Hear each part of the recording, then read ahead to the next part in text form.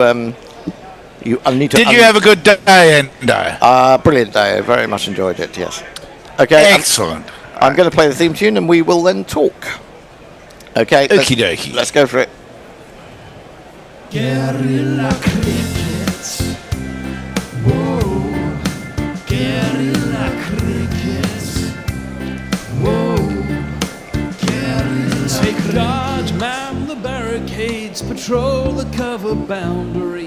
At last the time is come, this is a cricketing emergency. Hear this call to arms for every cricket revolutionary. Take up your bats and stumps for the test match insurgency. At first they tried to silence us, but we would not be silenced. They threatened us with lies, so we threatened them with violence. Che Guevara, Sangakkara, Joseph Stalin, Douglas Jardine, Robespierre, Darrell Hare, Vladimir Lenin, O'Brien Kevin, Guerrilla Cricket. It's not about the winning, it's about how many rules you break. Even in cricket commentary, this is the best advice to take. Pick Guerrilla Cricket, it's the finest choice you'll ever make. There's so much more to cricket than rev counters and a slice of cake. At first they tried to sanitize us and clean up our act, but people like it filthy, and we know that for a fact. Fidel Castro, Lenny Pascoe, Carlos the Jackal, Umar Akmal, Mahatma Gandhi, Grant and Andy, Brendan Behan, Austin Ian, Guerrilla Cricket. Stick with us, cause you know we're not the kind of thing that you see on the TV and the radio. So vive la revolution. First they tried to buy us, but we would not be bought. Okay, we were, but then we ran away, and we will not be caught. Would not give up the ghost when they left us all for dead. They decapitated us, but we just grew another head. Chairman Mao, Jamie Howe, Ho Chi Minh, Asif Din, Václav Havel, Graham Saville, No Surrender, Percy Fender, Che Guevara, Sangakkara, Joseph Stalin, Douglas Jardine, Robespierre, Darrell Hare, Vladimir Lenin, O'Brien Kevin, Guerrilla Cricket. Well, 281 runs will do it for England, and they'll take an unassailable 2-0 lead in this series, but we know it ain't going to happen. New Zealand need to wheedle out one more, and then I imagine that they will collapse like a pack of cards, and we will go to Trent Bridge 1-1, which of course means that we have a decider to look forward to. Good morning, good afternoon, good dawn, good dusk, wherever you are in the world. Welcome to Guerrilla Cricket. I'm Gorilla Hendo, Nigel Henderson, and I'm joined by two elder statesmen of the Guerrilla organisation. I have out there in Oxfordshire, in the deepest Oxfordshire, I don't know, is it a barn? Do you live in a barn, or do you live in a farm? Do you live in a... Well, it's certainly countryside, and I'm looking out on a farm. Yes, I'm looking out on sheep, cows. We've got a couple of cow corners here, not just one cow corner, but two cow corners. Two cow corners, I mean, that's... It's all very agricultural, the stroke play out. Phil Salt will like that, if he was playing. And I'm not even sure where Phil Salt is playing. I was trying to look up the Major League Cricket in America last night to see whether he was out there, but a few of them are. I think anyone that takes time off from county cricket to play in that tournament should not be ever mentioned again. Well, to be fair, I can't remember the last time he actually played a county game for for Lancashire anyway. Where's Joss Butler? Or is he just having a bit of a break before the 100 gets going? Anyway, we shall see. The other man who is alongside us in a Zoom capacity is none other than, well, I think he's the face, because he's quite a remarkable face. It's the face... It's the face. It's a face that's filled 1,000 screens. It's none other than Perth's own Messi Jez. Thank you so much. And I must admit, I was going to draw attention to the fact that for the first time ever, you used the word organisation in the same phrase as Guerrilla Cricket, and I thought organisation is not something I'm used to here. But sometimes it works out. It's a very disorganised organisation. Yes, I think you have to say, yeah. I daren't call it a corporation. We haven't grown Conglomerate? Conglomerate? No. I don't think so. Because to be honest, to be a conglomerate Collective. or a corporation, I think I would be needing to be earning share options of at least 100 million, probably. Can we agree on collective? Fair enough. Collective, yeah, absolutely. Collective's fine, yeah. Cooperative, yes. Cooperative, yes. although there's a lot of not a lot of cooperation. Certainly with some people are on with others, let's put it that way. Anyway, guys, I was there yesterday, as you know, and maybe some of the listeners do too, but what did you make of yesterday's play? Great fun while Root and Brooke were together, but it didn't last. Yeah. But in general terms, what have you made of this England performance? I think it's been very up and down. Good on the first day. I thought the bowling was disciplined for a long while. But yesterday, okay, we got those wickets, but it was probably day 3, wasn't it, when New Zealand really got away with regards to this match, would you say? The term mediocre sprang to mind for me. Occasional flashes of brilliance, but generally speaking, fairly ordinary cricket on England's part, I think. Dave, any particular thoughts? Yeah, there are times when there's been flashes of, you're glimpsing the future of England cricket, and other times when you feel like you're watching like an England A team. It does feel at times like we have had effectively a second string attack. And when Brooke and Root were together, you saw the contrast with what preceded it and what followed. I think a team full of debutants and people just starting out, some of them have taken this opportunity and others have looked sort of a bit out of place.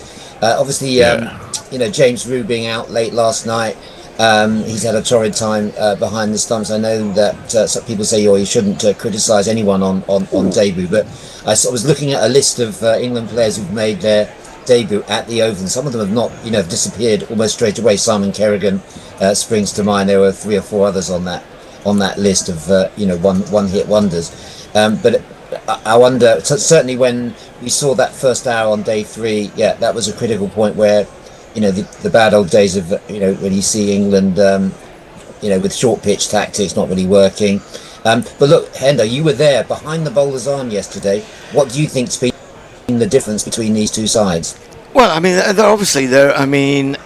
I thought Archer bowled brilliantly in this Test match without the rewards that he deserved. He was genuinely quick. He was genuinely fearsome, and he could have had more wickets. And then he'll look on and he'll see that Jacob Bethel ended up picking up 4 wickets in the match, 2 of which were complete and utter pies. And that's the injustice of cricket and Test cricket as well. And even yesterday, I didn't really understand why Fisher didn't come on until 10 minutes before lunch. With the old ball, Sonny Baker looked what he is to my mind at the moment. I don't want to do these guys down because maybe people have seen something in him that I've not, although I have probably seen him twice live and a couple of other times on TV, and I've been wondering about this notion of 92 miles an hour. I don't know where people are getting that from. I think he got up to 91 with the odd ball in the first innings, and the BBC. I mean, I don't really know what to make of it, and unfortunately there was quite a bit of cynicism below the line on the BBC website.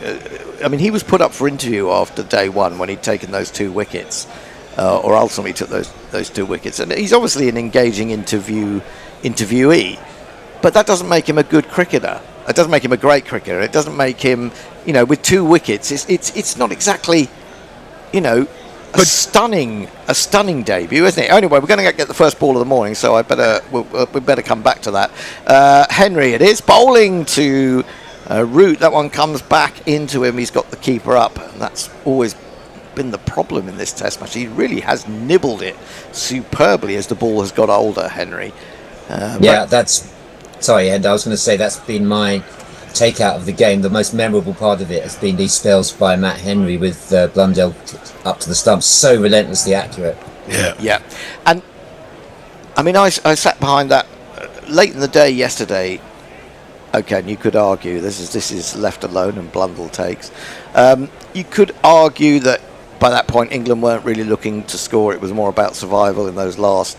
They were going to all parts of the ground for a while, and to come back like that and just be on the spot and nibbling it the way he was fantastic. Here he is to Root onto his leg stump, and he steers that away, a little clip down to long leg. He'll take a single. He'll move on to 76. Jordan Cox, who batted for 12 balls last night, didn't manage to get off the mark. I think again, it's England have shot themselves in the foot. The whole thing with the Ben Stokes and Atkinson fiasco, there was no need for it. And as well, it was something that had occurred to me, but I then read an article last night by Andy Bull in The Guardian. 2 slips in the gully, short mid-wicket for Cox, who's just getting down on that, appearing to do so quite late. It's the way the ball shoots through when it nibbles as well a little bit with the softer leather now. Basically, very strange, wasn't it? Brendan McCullum talking about Ben Stokes' state of mind. He's gone up north. He's scored 95. Chief executive up there is saying there's nothing wrong with him. He seems fine to us. Onto the front foot, dead straight from Henry. Magnificent bowling, defended back to him. Has been mixed messages, Hendo, that's for sure. We've seen that, as you say, in the press conference, McCullum mentioned the word concerned about five or 6 times, whereas Durham was saying, what's the problem? And he's bowled 26 overs, scored 95 runs, and now been pulled out of that match. So he's going to be back on Thursday then. I didn't know he'd been pulled out of that match. Both him and Atkinson have been withdrawn from Henry, a little bit shorter this time, and Cox is going to get his first run. He eases that just slightly backward a point on the offside. He will keep the strike. Just the 2 runs from the first over. England have moved to 184 for 5, and messages people will have joined us by now. Well, we already have 3 super chats. Wow! That's how exciting! Wow! Okay. Jay Graver has sent us £2. He says, "Hey up, Bellends. Hendo's grumbling." No, he's Grumbling? not. And Ariat them has sent us $7.99. Thank you, Ian. So Stokes has just been given an extended holiday to get over his hangover. Are they happy to be tracing 462 this match? See how far baseball can go? And in a kimono sent us 1,000 Japanese yen saying konnichiwa. By the way, it's in a kimono, not in a kimono. That's what it sounded like. Country boy or yokel. There you go. Thank you so much, all of you. We're also joined by several people, including Leah, Mog, Brown in Brisbane, Jessica, Transmetal Alchemist, and Tim Wilton. Excellent to have you all along. This is outside the off stump. Kyle Jamieson took 3 wickets. He got rid of Gay, and he got rid of Bethel. Now Bethel's, that's another thing to be discussed. You all know that I'm a huge admirer of Bethel. I think he's a brilliant cricketer, but he hadn't played any cricket, funnily enough, before this series. And what a surprise! We've got no return out of him. Well, we've got a few wickets out of him, but we haven't got any runs out of him, basically. Jamieson, 3 for 37 into his 15th over. 2 slips waiting. Nice shot off the back foot, crisply timed by Cox. I think it might just be pulled up. Yeah, it will. and they will come back for 3. So confident start from Cox, who moves on to 4. Yes, history repeating itself, Hendo, with Bethel, because he's been in that situation before. Was it last year where he year. came in without any match practice beforehand? And I mean, this is the ridiculous thing about KP's comments. However long you spend in the nets talking to Virat Kohli, surely there is no substitute for match practice. And at least Ben Stokes, okay, I know the tweet there about Ben Stokes being on holiday. It's been a busman's holiday for him, hasn't he? He's bowled 26 overs and scored 95. First time he's had some match practice. First ball of the morning from Jameson to Root. It's quite full. He just shows the full face of the bat and forces up to mid-on. That's the first runs he scored this season, aren't they? Really, pretty much. First proper innings with time at the crease. I don't understand it. It's not even this whole thing about the so-called incident at the end of the game or the night after the game at Lords. To me, someone's been out to get Ben Stokes for a while. Full driven straight by Root up to mid-off this time, Henry Fields. And I think that's I don't know where it's coming from exactly, but all this talk about his batting, his batting is falling away, that the move of Jamie Smith, or swapping places in the order with Jamie Smith for that first test. When I look at it, I don't see that Stokes has done anything wrong. He got a couple of 50s in the Ashes where nobody was scoring runs. He had to bat for hours sometimes because of what had happened at the top of the order. Jabbed by Root into the gully. There is no run. And yet, I think a guy who I respect for his research, and certainly if you look at the stats, it doesn't look that impressive. But Steve James, writing in the Times before the first test, was talking about Stokes' his fall off in his batting, and I just think he's been got out by good balls a lot of the time. He was carrying an enormous burden. He was burdened by that England team in Australia as much as anything, and here he is, edged from Root, half stopped. Well, in fact, well done by, I think, Latham there, because that would have probably run down to third man for 4. As it is... Oh, did they get a single? Yeah. Apparently so. Root moves to 77 and 4 runs off the over. I'll come back to that and I'll get your opinions on it. Messi.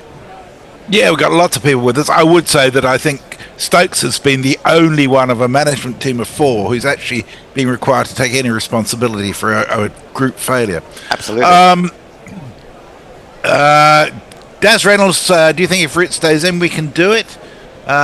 Krishna Pachagonka, I'm sorry about my pronunciation, says good morning from Mumbai. He's got him.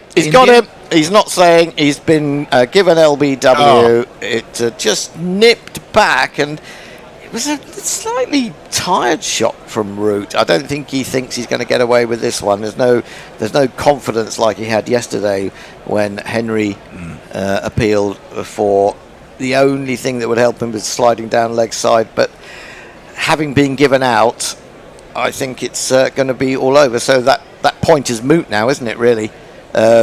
If Root can stay there. It's done a fair bit. You have to say. Has that struck him on the back leg? No. Yes. Well, the question is, did it maybe flick the front pad first? He's not very far forward at all. I think it's going to be clipping. I think it's going to be out. Yes, I did. It must be, I think. I think we're going to be home. Well, you're already home, but I'm going to be home. There's nothing on the inside edge. No little edge to reprieve him this time. It just shows that relentlessness of Matt Henry's been absolutely amazing. The pitch map was just astonishing. The way that he keeps that line. It is hitting.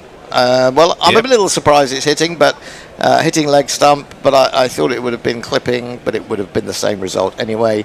Root has gone. He's only added 2 to his overnight 75, and England are 188 for 6. So it's going to take something absolutely spectacular from Cox. Apparently Cox was put down to number 7 as opposed to coming in above Roux on the basis that he'll bat with the tail. Well, he's probably not going to get much chance because I think this tail will disappear quite quickly.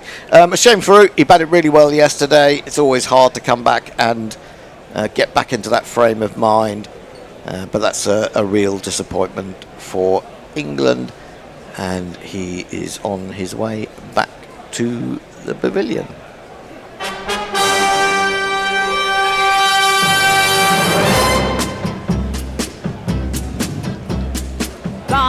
I was going to say, actually, before that happened, and in reply to that question about if Root stays there, who win, well, I'm not sure there was enough people to stay with him anyway, but now he's gone.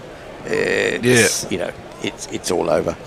It is. I do have a message that's not a super chat, but it's almost as good as a super chat, Hendo. What is it? It's from Krishna Pachagonka, who says, kudos for exceedingly brilliant analytical stuff reminiscent of Test Match Special of BBC greats like Jim Swanton, Trevor Bailey and John Arlott. There you go. Can you screenshot that for me? I certainly can. Hendo, I've been putting you in that company for years. Well, I know you have, but I think you're way better than Trevor Bailey. I hated Trevor Bailey. I hope I didn't like Jim Swanton much, to be honest. I hope I don't meet the same fate as Trevor Bailey. Onto the front foot, Jofra Archer plays that quite nicely out towards gully. Second slip runs round to field. What happened to Trevor Bailey? Did he fall into a void of irrelevance? Unfortunately not. He died in a fire. Oh dear. Yeah. He what? He died in a fire, didn't he? Oh, good. Oh, that's right. Yeah, him and his wife, I think. It's very tragic. Indeed. Henry, he's bowled him. I was about to say he's hit him on the pad. That nipped back. It went all the way along the ground. Not a lot a tall man like Archer could do. And it's falling away. It's falling away very rapidly indeed. Second ball, 2 wickets in the over for Henry. And he now has 3 for 28. And I guess those people who have bravely gone to the Oval this morning, I mean, that's just gone straight along the ground, I have to say. Disappointment for the fifth day crowd. I mean, that didn't get up, did it? And no, that was... could Archer have played that off the front foot? He went back and then had no chance, middle stump disturbed. Could he have played it off the front foot, Hendo? Yes, I suppose he could have. But I guess with... Especially as a guy who's not a frontline batsman, and you've got the quicker bowler and the keeper standing up, you are less inclined to get a bigger stride in, aren't you? I think, and because you're thinking of the ball coming back into you off the pitch, you're always aware that movement could catch you, and it happens so quickly when it comes off the pitch, as opposed to if it's a swing that starts earlier, that you possibly hang back in the hope of being able to adjust, but he wasn't able to, and that is that for Jofra. Looks like we're going to have a lot of time to talk at the end and sort of see what's gone wrong, and there's a lot that's gone wrong. We do have another super chat. Yay. Jay Grover sent us another £2. Thank you, Jay. He says Charlotte has uncomfortable hate for Stokes. That's the BBC cricket correspondence. Maybe that's where all the stuff came from. Well, I mean, Matt Henry, sorry, just to say, what an incredible match he's having. And, from the time that Trent Bolt retired from Test cricket, Matt Henry stepped up. Just his performances and his returns have been amazing. And he doesn't give you a chance to not even a sighter. He's right on the money straight away. Yeah. Well, do you know, it's funny. Well, not really funny from an England point of view, but when I was watching on whatever day it was, I lose track completely. But I wasn't in here as Matthew Fisher has 50 runs in his second match, of course. He got so all hope is not completely lost. Poor old Cox is probably thinking, how do I state a case for future inclusion? I won't have time. Henry in bowls, and he plays that almost root-like in a sense, that sort of little brush shot down towards third man, but it can't get through the cordon. Matt Henry, of course, we know he got injured early on. No, he couldn't have gone forward to that. When you see that side on, No.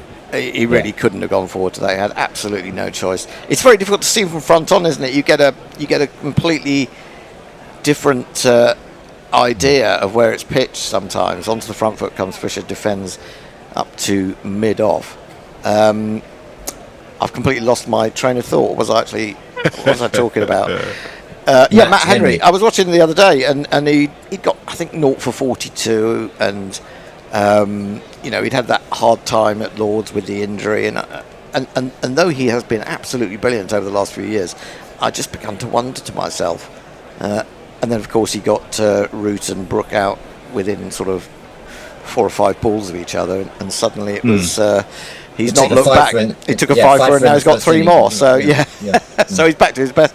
And part of that is, maybe cutting his pace a little bit, and using the pitch so intelligently, getting the keeper up to the stumps, and that's just proved invaluable to New Zealand. Anyway, Messi. Jade of the Ashes there. Yep. Another one from Jay Grover sent us the £2 to say Swanton and Bailey harsh. Greta survived, he says. I'm not sure what that is, but there's lots and lots of messages I haven't had a chance to read out, including Steve Bruce says, good morning Messi, good morning Hendo, and good morning Guerrilla stalwart Warwick Davies, David Brooke. Warwick Davis. Onto the front foot comes Jordan Cox. Jameson starts his second over of the morning, and there is no. It may be that relates to the fact that David always managed to have his head somewhere low down on the screen. I imagine that Jay is also referring to Trevor Bailey's wife. I didn't realise. I thought. I don't know. I'd have to double check that, but I do remember it being very sad. 2 slips in the gully for Jameson into the pavilion end, and back goes Jordan Cox, defends from the crease, and straight back to the bowler. There is no run. I have to go back to the ECB and say what on earth was in their heads, and referencing the fact that Stokes has been the one that's had to take responsibility. I've seen a lot in the press saying, well, this curfew was his idea. Well, was it? I mean, it's a team's idea. I suspect it was a team's idea. I don't think he would have, necessarily come up and suggested it on his own, although he may have done. Defended into the offside. There is no run. Robert Key, perhaps. Rob Key. I just think it's, I think part of it is the ECB, failing to react after what happened in New Zealand, and with regards to what came out later in the Australia tour. And so the pendulum swings back, and they've got to be on top of it, and they've got to be seen to be doing something. That's what they think, anyway. Now, he comes down the wicket slightly there, Jordan Cox, just maybe trying to disrupt Jameson's length, but it's back of her length, and all he can do really is defend it into the offside, but he waited for it quite nicely. My judgment generally is that the net result of McCullum has been to totally destabilise English cricket. Well, in a sense, a disruptor. And also, you think, when you see him and Tim Southey in the same dressing room, sitting next to each other against New Zealand. That's weird. I understand that there are not many coaching jobs to go round in world cricket. And that's beautifully played by Cox. He waited for it even longer than you might have expected, and then it was an elegant drive with a little bit of a flourish through backward point and away for 4 runs. He moves to 8. And another point that I kind of had forgotten about a little bit. I mean, I wrote a piece about McCullum a while back, and this myth of, it was when New Zealand got bowled out for 40 odd in in South Africa. Oh, yeah. Nicely played and well stopped at gully by Phillips. And that is the end of the over. 3 for 45 Jameson, Cox 8, Fisher yet to score, and Messi has more. Pete the Happy Chef says, bonjour from Meribel, gents. Busy boshing out brunch with my KP Bongo in support. He's not such a cricket fan, so I appreciate his patience.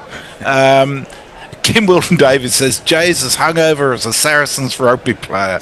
Ooh, very topical. Steve Bruce says, TV off, keep me entertained, you legends, while I do some gardening. Jay says it's actually quite perky after a tolerance break. I'm sure I'll pay the piper soon, though. And, we're back. Yeah, Henry it is again into Fisher, and Fisher, he gets well forward, and he presents the full face of the bat, but none of the bat makes contact. It's actually spilled by Blundell behind the stumps, but there was no edge involved.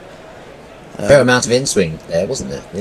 Yeah. It's not completely clear. The clouds are high, but there's plenty of sort of puffiness out there. 2 slips of gully, short mid wicket, short extra, full ball. There was a little bit more wobble as well, but it was too full, and this time Fisher could meet it with a certain amount of meat up to mid-off, and there is no run. Now and the other point, Hendo, about Ben Stokes' submission is that it does leave the team unbalanced, doesn't it, regardless of the leadership thing. And do you think a spinner might have been useful, or you wouldn't have seen too much of them in this test? That swung away. Fisher's had a little reach for that, failed to make contact. Good take by Blundell, and Fisher, a little bit annoyed with himself, goes for a walk and raises his eyes to the heavens as to admonish himself. That's absolutely it. Fisher's done a pretty decent job. I thought Archer bowled really well. Tongues bowled pretty well. That's one's come back into Fisher, who plays it well, getting on the front foot and really covering up bat next to pad. Sonny Bakes to me is the weak link in that attack, particularly. I just don't think he's ready. I just think the hype around him is hard to understand. Henry in again. Oh, he's bowled him. He's jabbed on. It was short. It was wide outside the off stump, and that can happen. A little lack of pace off the pitch, and Fisher's innings comes to an end. And basically, we could have probably all done this from home. When the Bear sorts out the technology so that we can start all the equipment, including the lights and everything and the TVs from here, from home, that will work. 3 wickets for Henry in only 3 overs that he's bowled this morning. It's an absolute calamity, and he might get a double fifer here. Off goes Fisher, 50 in the first innings, a big round blob in the second, and England have subsided to 192 for 8. Oh my God! I'm going to have to say, what am I going to say? How about this? Oh no, that's a World T20 jingle. That wasn't the best. that wasn't the best ball that Henry bowled. So I'll say this. Nah. The first thing I learned from Guerrilla Cricket, shit takes wickets. Shit takes wickets, inducing a ball shot that don't clear the tickets. Yeah, shit takes wickets. Shit takes wickets.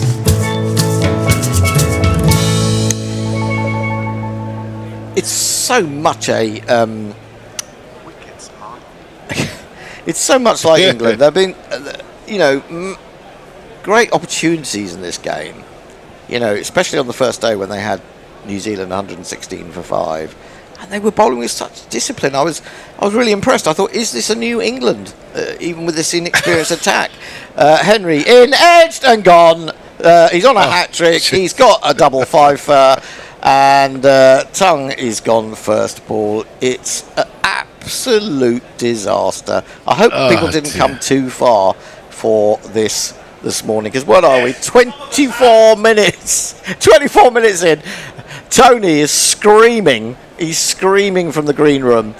What on earth? He's got up. He's driven in. He's started things off. He's got to drive back. Dear. He's got to have a difficult lunch. And Difficult lunch. Well, Father's Day lunch. Is this one of the shortest day 5 that you've experienced, Hendo?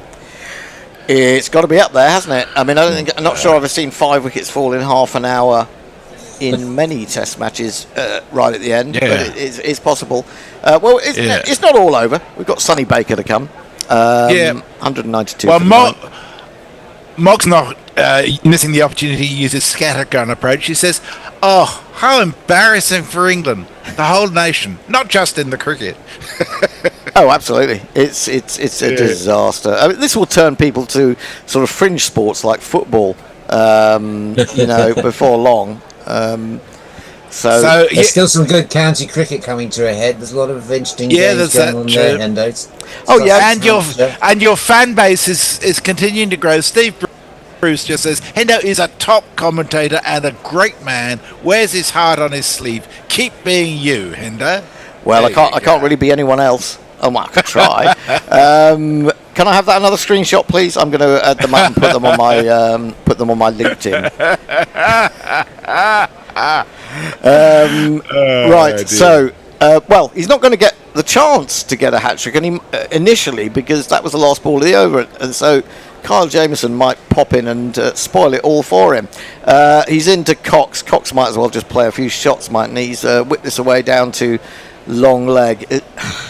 Is he really not going to take a run? Down. No. He's turned the single down. I mean, what's he think he's going to do? He thinks he's going to bat for the next 80 overs with Sonny Baker. I mean, just have some fun. Or maybe he's thinking about his average. So, speaking of fun, Hendo, I just wanted to make comment on you saying all the positive stuff about Sonny Baker. I think there's a big cohort of England fans who are so relieved to have someone they can really like, who's just himself, that's why he got such a positive response. Pushed through the offside. They should be able to get back for 2 comfortably enough. They do. Cox at least gets into double figures. And England moved to 194 for 9. Oh dear. There's going to be some money lost in those concessions. And quite frankly, I don't care. £9.50 for a beer now. £8.50 during the county championship, goes up by £1. I mean, as if £8.50 isn't enough. Jesus. And I was regaling and boring Tony on the way over with other things that you don't like about live cricket anymore. This is turned away through mid-wicket. They could have had a single, but they won't. Basically, adverts. Now that they've got screens, which it ought to have been a good invention, because you, when you're there and you see it live, and especially if you haven't got a particularly good view, you want to be able to see the wickets, repeated, and or sort of controversial incidents. But they've just used an excuse to bombard your eardrums with mad marketing speak and advertising throughout the lunch break. And you can't even speak to your mate beside you because they won't shut the fuck up. Driven at by Jordan Cox, gets a thick inside edge to square leg, and there is no run. But it's not just that though, Hendo. I noticed at Lords for the World Test Championship final that even the replays were very limited. Yeah, you basically get so much better chance to look at things on TV than you do at the game. Well, this is absolutely true. I mean, when you've got eyesight like mine now, I used to be able to see the even however hard someone hit it, I would see it from the bat. When Brooke, admittedly, hits the ball incredibly hard. When he was at his best yesterday, I just couldn't pick the ball up when it went in the air.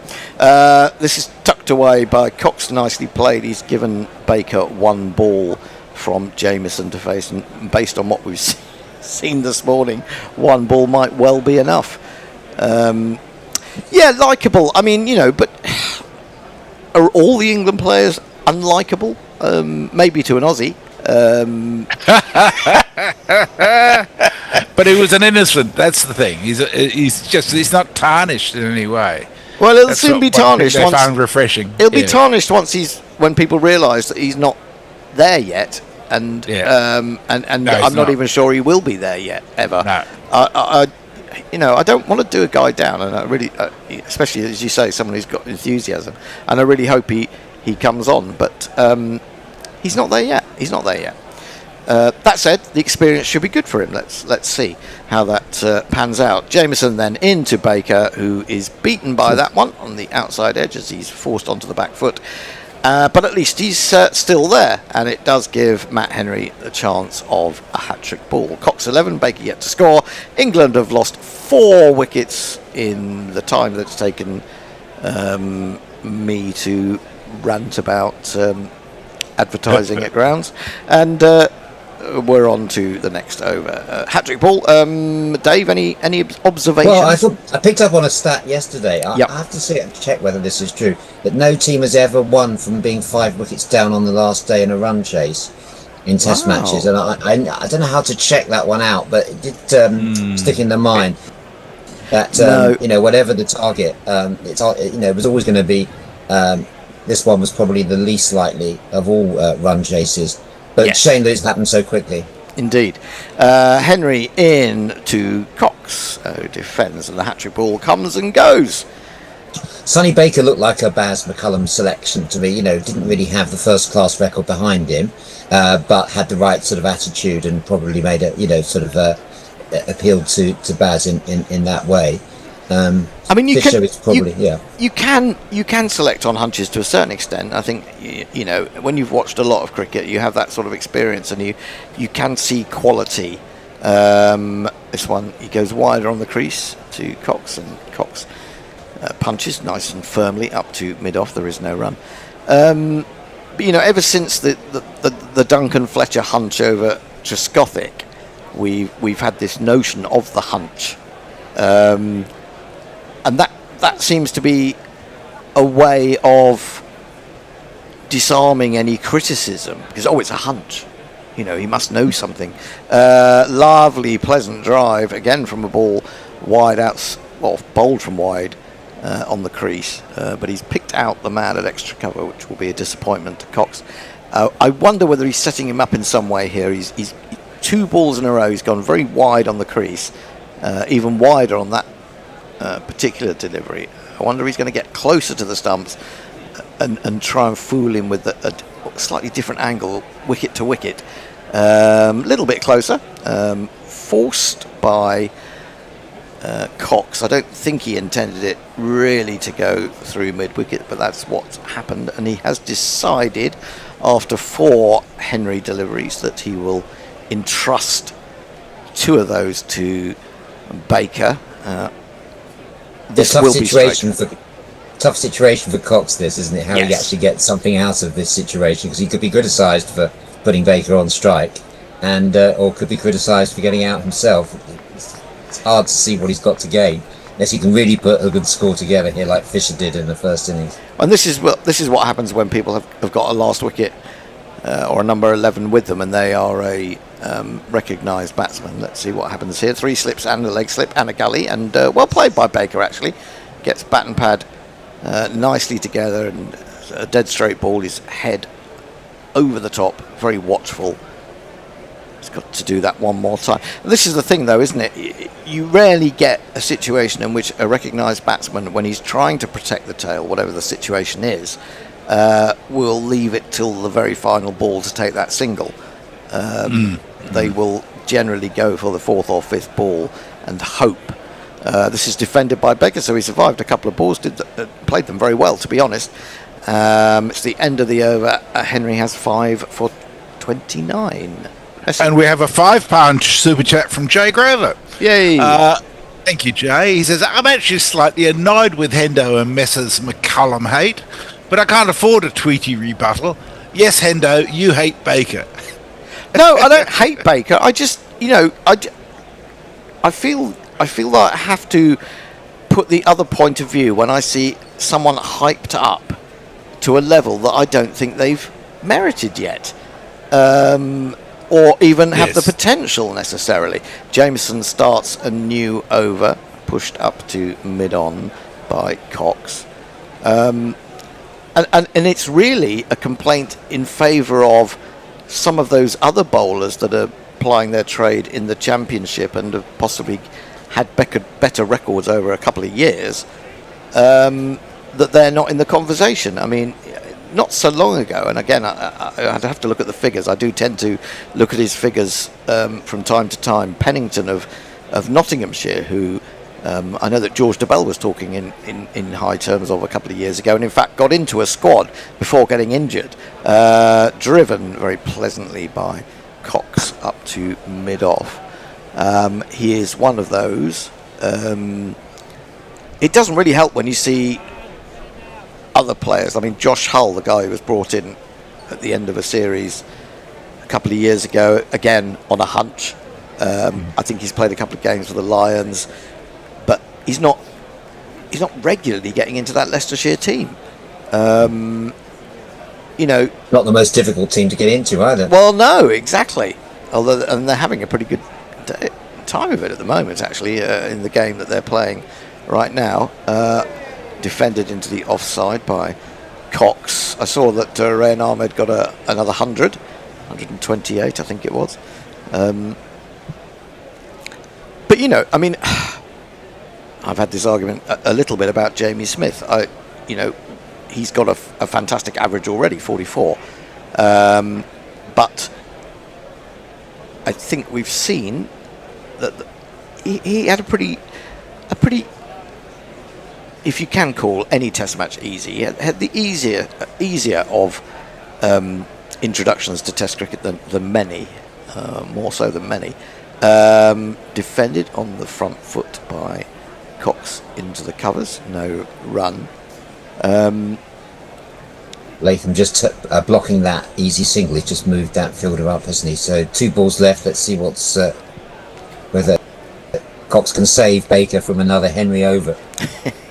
Yeah, I kind of feel like we get a whole over at him. That would be that might be tricky for him to negotiate. I mean, to be fair to Sonny Baker, I think from what I understand, he's been reasonably successful with Hampshire so far in the Championship. Jameson in, nicely driven. Oh, it could be run out here. Oh no, he's spilled it there at mid-on. Nathan Smith coming in. Baker had almost committed himself to the single, and Cox had come some way down, and then realised he wasn't going to get there because Smith was pouncing on it. Baker was able to put on the brakes and turn back, mainly because Smith misfielded it. 196 for 9. This will be, well, what is it? 267 behind at the moment.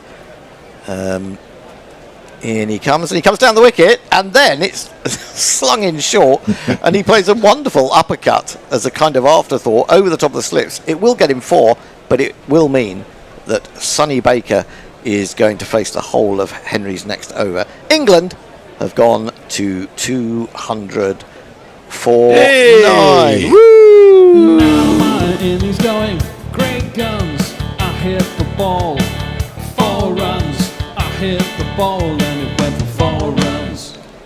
Now, Larry Jerry poses a very interesting question. He says, Stokes is a 35-year-old man. He has no self-control.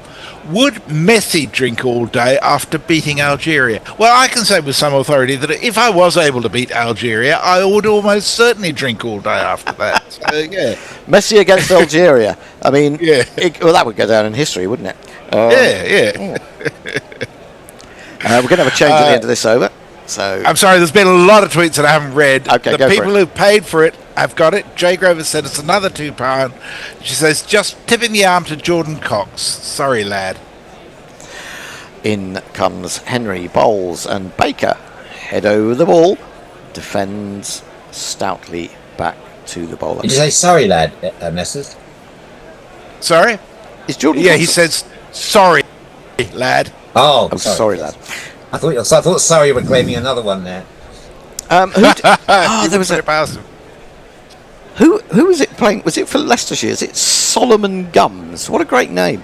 And he's a Surrey lad. Was released by Surrey in, I think, 2022 or so. He's been studying up at Loughborough, and I noticed he was opening for Leicestershire in this particular round of championship matches. Was it Solomon? It may not have been Solomon, but it was something very similar to that. But Sheridan Gums. Sheridan Gums, that's right. But he was opening, I think, for Leicestershire in this round of fixtures. So it's good I always like to see the second coming of a player, who's been released and sent on his way and has got himself together and is trying to forge a career again. But we're going to have to talk about Jacob Bethel. I mean, Jacob Bethel's been got out by right armers from round the wicket, I think, in every innings of this series. So that's suggesting, defended again on the front foot by Baker, suggesting that there's something he's got to sort out there. I've no doubt that he can sort it out. And as we mentioned before, he hasn't had a lot of cricket, or he's had no cricket really. So it doesn't help. You just think we would learn. I think this is the thing, isn't it, about this ECB setup, is that no one seems to be learning anything. Yeah. And by the time Bethel got into the team last year, it was that last test at the Oval where the ball was doing all sorts, and there was a huge amount of pressure on players. Henry short and jabbed into the gully, but New Zealand letting nothing get away from them, and keen stop there, preventing it running away to sort of third man. Baker. You wonder, Hendo, how many bats have really improved as a result of Marcus Trescothick's stint as batting coach. It was odd, some of the things he said in the Ashes series, and didn't really see that improvement yet. In comes Henry, bowls a short one, really doesn't get up at all, and Baker just drops his hands. I mean, finding good coaches isn't that easy, is it? He's more of an instinctive player, though, wasn't he? Trescothick, in a sense, can he coach?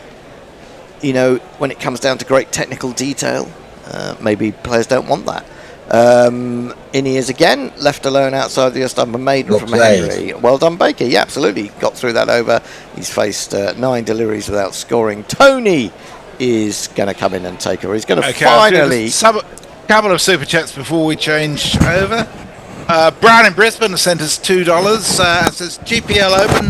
No, it's not today. No. And Jay Grover sends us £2. Says I drink all day without fighting North Africans. Well done, Jay.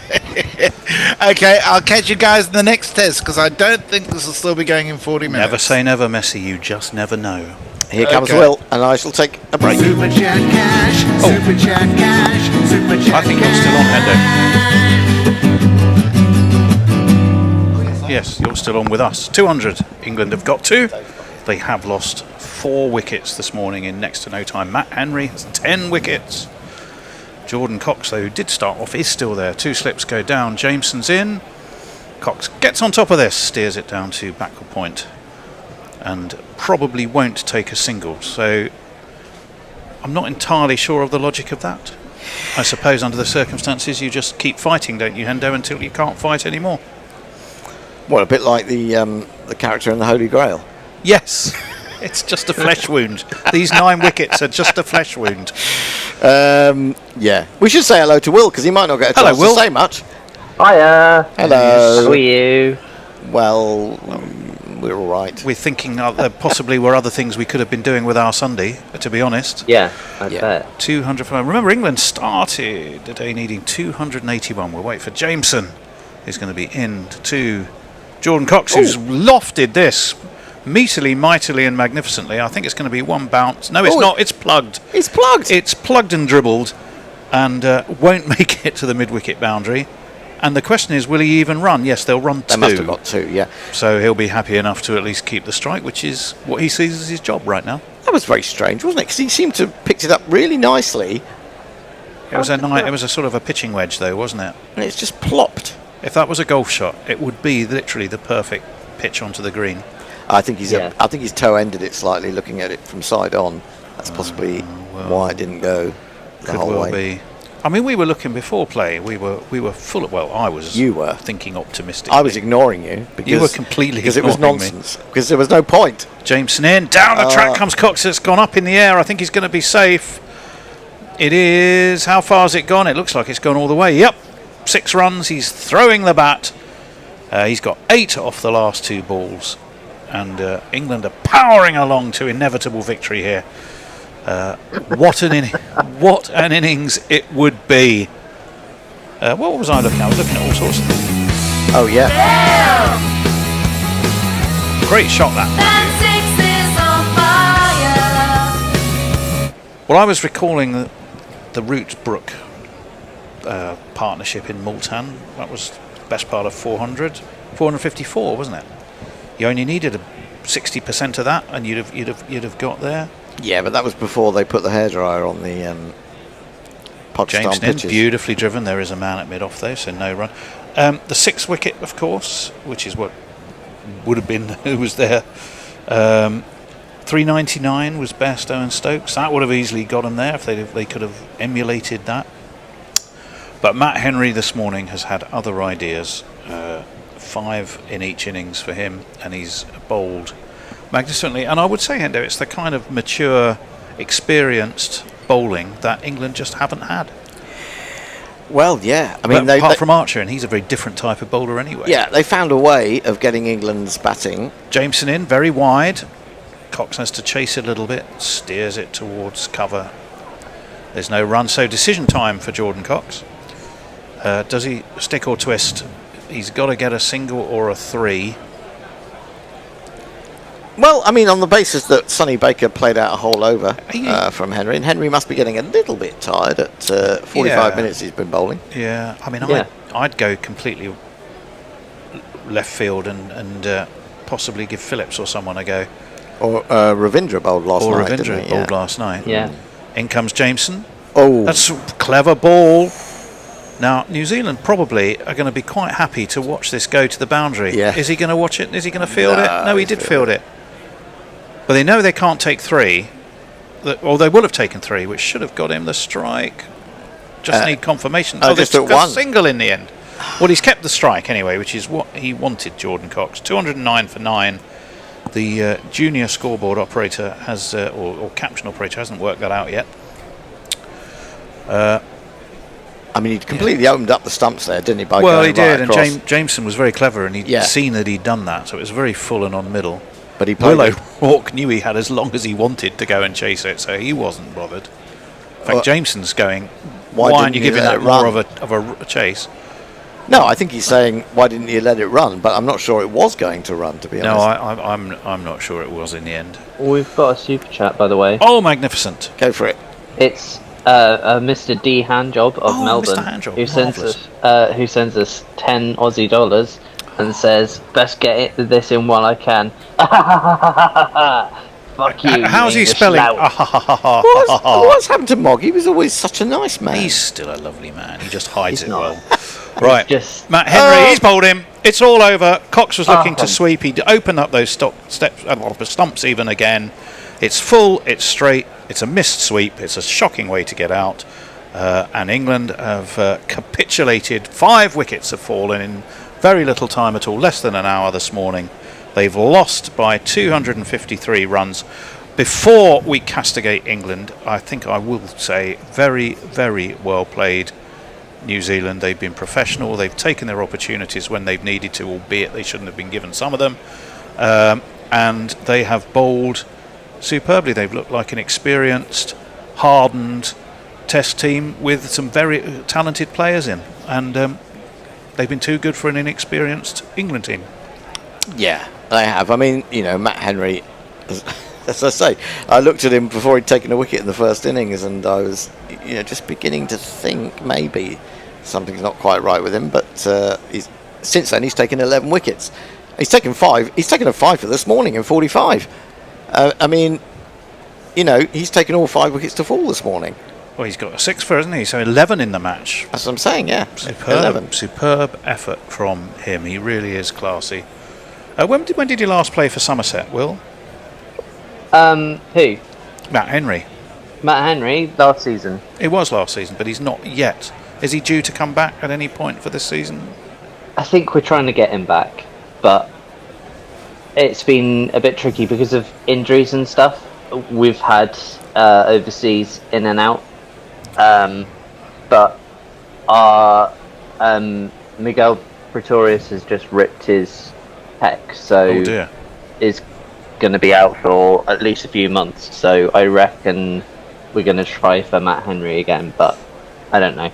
Well, that would be good. Well, the players are congratulating one another on the New Zealand side, I think, before they move on to talk to the England players. It'll be the little lineup of handshaking. Tom Latham's applauding his troops. Matt Henry's waving the ball to all corners. And the Oval, day 5, half full, do you reckon, Hendo? Yeah, To your eye? well, I wouldn't say half full. It's probably about a third full. I mean, it's a decent in certain spots, isn't it? There's decent representation. You've got 45 minutes of cricket. Unfortunately, for the majority of people who've been there, it wouldn't have been very entertaining. A few Kiwis would have been. The Kiwis that are there. I was about to say, it greatly. depends where your loyalties Well, I may know, lie but for that. I would imagine there's quite a few more English supporters than Kiwis there. Even though there are quite a few Kiwis in London. That was I don't really understand again what Jordan Cox was doing there. I mean, he started to play some quite inventive shots, but I don't think he needed to be that inventive. If certain players can't play Matt Henry with the forward defensive, I'm not sure that you're going to get much change out of the sweep shot to a straight ball. Would he have played that shot were he still batting with Joe Root? No, of course he rather wouldn't. think not. No, he so- wouldn't have done. But my point is, having sort of batted the way he did, trying to protect him, and then suddenly deciding not to protect It's him. not worth it anymore. Yeah, and I mean, I understand that, but it's not necessarily going to look great. I mean, he could have hung out there and done his own career a little bit of good, and then take you it could to say the it's a afternoon team session. Yeah, and shown to the selectors that he's a guy who can stick around and can do a job. And I've actually been quite impressed with him in this. He's got 2 sort of late 20s batting at 7, I think 25 there's and 27. more to come from him now. He's actually got a chance because he's fit enough to do it. See, I think he's missed a trick. I think they should have taken a drinks break. He should have nipped off and had a quick negotiation with the marketing team at the Oval and said, right, if I take this into the afternoon, what I want is 5% of all concession takings. So every beer that's bought, every burger, every sandwich, every cup of coffee, whatever the total revenue is, I want 5% of that, and I'll drag this out so you still make more money.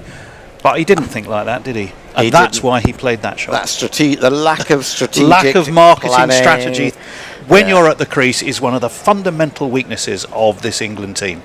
Well, look at that. The last 6 wickets, if you include James Roux last night, have gone for 29. And that was always a danger when you've got a tail starting at 8. And irrespective of what Jofra Archer did in the winter, when he batted very well, in fact, in Australia. Well, he didn't do it here, did he? Well, no, but, he's not a number 8. Whatever you say, he's not a number 8. And then he hasn't even got the likes of Atkinson beneath him. He's got another, relatively bunny-like. You have to say Matt Fisher got himself a 50. It was the most taily of tails, despite that 50. Well, the good news, I suppose, for England fans, having committed effectively Harry Carey here even before the match started, is that Stokes and Atkinson have both been withdrawn from their county games, which can only obviously mean one thing. Well, Atkinson got a few wickets as well, didn't he, down at Cardiff? He did. I mean, Stokes got himself 95. Yeah, so, I mean, the whole thing has been pointless. I think annoying to me as well is that looking at England's position on the World Test Championship table, and whether people are that interested in the World Test Championship or not, I'm not sure. Well, they are when it gets to the final. Well, they are when it gets to the final, and I would quite like to see England, now that we've had, 3, 4 of them, I would quite like to see England in a final. And I would have said that they've got a chance this summer of getting, having had that good start at Lord's. I certainly think they'll be too strong for Pakistan, the way Pakistan are set up at the moment. They could have got at least 4 or 5 victories this summer, which would make a big difference. However, that's not come to be. Well, a final reminder, I suppose. England have lost this, or New Zealand, to be fair, have won this by 253 runs, which is a whopping old margin, I reckon. England started the day needing 281. They were 182 for 5. And here we are. We're already 15 minutes into post-match chat. 5 wickets fell. Matt Henry's ended up with a 6 for. Nobody really did much this morning. Fisher was a 0. Archer was a 0. Tongue was a first baller. Henry at one point was on a hat-trick. Joe Root was LBW to Henry on 77. He reviewed in a way that, well, I'm Joe Root. I know I'm out, but we're fucked if when I'm gone. It was a kind of regretful one, wasn't it? A regretful. It was literally a review of no hope whatsoever, but he still felt compelled to do it. It was very out. I think it would have been a review of some hope whatsoever if the umpire had not given it. I mean, I was actually quite surprised that it was adjudged to be hitting the top of leg stump. I thought it would only be clipping on the basis of the movement there was. But there you go. It is what it is, and it is all over. I would want to say to you, Will, I think perhaps that, well, in my opinion, from what I saw yesterday, I think Dave this morning was being a little bit unkind about James Root. As I've said to you before, and also to Annie, I've seen James Root bat a few times on the county streams, but whenever I put him on, he's tended to get out within about 3 balls. And I blame you for that. And you blame me for that. However, I thought he batted, quite solidly in the first innings. I was a little bit worried that he'd become a compulsive hooker, and in fact he did get out to a hook and a pull shot in both innings. But watching him last night, I thought he looked really well organised. I thought he batted very nicely. It was a real blow to lose him when England did, and I think it was Jameson bowling with a slightly older ball, a bit softer. He went to pull it. He was entitled to do it, really, and it just didn't get up as much as you would have thought. I mean, it didn't sort of scarper along the ground, but it was lower than he would have been entitled to expect it. So I think Roo has got a future. I think he's got a good future, and I don't think you can look at the number of byes that were recorded against him to in any way come down on his wicket keeping. I thought he was very, very neat and tidy. Took pretty much all his catches, I think. And really, those byes, something's got to be done in Test cricket, in particular, about those balls that start around a leg stump, go down the leg side, and then just keep swinging, because a wicketkeeper has no chance. And to call those byes, if you're not going to call them wides, because at the point it goes past the stump, you wouldn't necessarily consider it a wide. I think you've got to put it against the bowler's own figures, in the same way as they started to do with no balls and wides, because I just think, when he looks at that, and people will say he's come in for Jamie Smith, Jordan Cox is also a wicket keeper, and he's let through that many byes, I would guarantee that the vast majority of those were either ones that swung and kept on swinging down the leg side, or were short pitch deliveries that went flying over his head. So I personally think he's got a. Yeah, looking forward, I'm hoping that Jacob Bethel will come back into some form, but it's tricky. I hope people don't start to get on his back. There may be something he's got to think about from the right arm bowlers round the wicket. Straight from the IPL, where he was injured for a chunk of it, to international setup. Into a 5-day game. Don't recall he played any time for Warwickshire. I don't think he did. No, he didn't. So. Don't be surprised when he fails, ECB. No, exactly. I'm sorry. And that's my whole point about England's setup not learning from last year. They didn't learn. They didn't play him for 3 games out in Australia. Finally, they brought him in and he gets a big 100. And now, having done that, he goes off, chats with Virat Kohli, and comes back, plays no cricket, straight into a test match on a pitch that was doing all sorts. And he got a ball that went right along the ground. Second innings at Lord's, he got didn't that he? shocking scupper, Yeah. didn't he? So, I mean, you know, I'm sure we'll see people talking about Bethel and, oh, no, you know, he's not really done anything so far. But you have to look deeper than that, and you have to look at the things that are going on within English cricket at the moment. It's a storm of nonsense, really. We've got absolute incompetence in charge in so many positions, just trying to squeeze as much money out of the system as they possibly can. And to me, you know, we've got to have a complete reset, really. I tend to agree. Well, on that cheery note, we should do a few things. Number one is to take some final messages. Yeah. So, Will, do you want I was to going to fire say those this. at us? Right, so to start with, we've got a super chat. It's the Earl Grover. Who sends us a £5. Yep. And he says, I blame Tony for this. Loving Mog's use of lout. And would that I had pecs to rip. They're all lovely Muppets. Thanks to you for that. That was like a whole roller coaster ride of an epic in a tweet. It was an essay, wasn't it? It really? was. Well, yeah. You pay, you get your chance to say it. We Indeed. did see, on a bright note, Joe Root go past 14,000 runs. We did. Don't forget that. That was probably the brightest spot, to be honest, of the whole thing. We also saw... who made 100 for England? Nobody. Nobody did. Oh, Nobody made 100. But we did see somebody... Nichols. Didn't he make himself a ton? He made himself a ton, of course, and I think very nicely. I thought Glenn Phillips' ton in the first innings was Glenn Phillips, absolutely his top maiden notch. Test match ton. Top notch. He batted superbly as well. Remember to support us on Patreon if you possibly can. We keep listening to cricket, watching us on YouTube, but we take cricket across the world to make it accessible and free. And your support helps us to do that. And in return for Patreon membership, we give you plenty of other benefits as much as we can. But we're a voluntary organisation. We have to pay for our studio. We have to pay for our equipment. So any help you can give there is gratefully received. On that point, we will be back on. It's back to a Thursday start, isn't it? Yep, we'll be back Thursday. Yep. Trent Bridge. I love Trent Bridge. Trent Bridge is beautiful. It's a funny shape, but it can't help that. So are most of us.